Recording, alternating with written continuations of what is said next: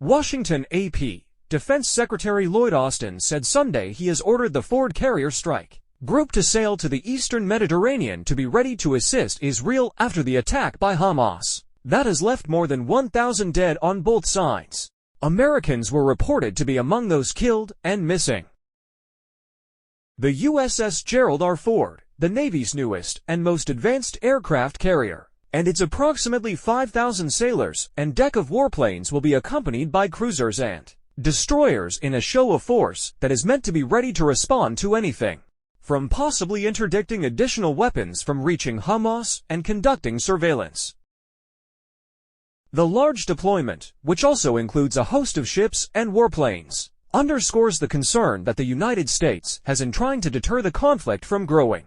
But the Israeli government formally declared war Sunday and gave the green light for significant military steps to retaliate against Hamas. Attacks and an additional 7 were missing and unaccounted for, according to a U.S. official. The numbers were in flux and could change as a fuller accounting is compiled, according to the official, who spoke on condition of anonymity to discuss initial reports received by the U.S. Embassy in Jerusalem. Most, if not all, of those reported dead or missing are dual U.S.-Israeli citizens, the official said. Along with the Ford, the U.S. is sending the cruiser USS Normandy, destroyers USS Thomas Hudner, USS Ramage, USS Carney, and USS Roosevelt, and the U.S. is augmenting Air Force F-35, F-15, F-16, and A-10 fighter aircraft squadrons in the region. The U.S. maintains ready forces globally to further reinforce this deterrence posture if required, Austin said in a statement.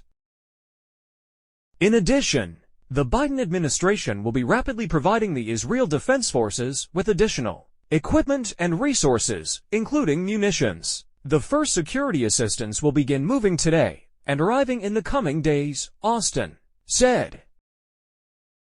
The Norfolk, Virginia-based carrier strike group was already in the Mediterranean. Last week, it was conducting naval exercises with Italy in the Ionian Sea. The carrier is in its first full deployment.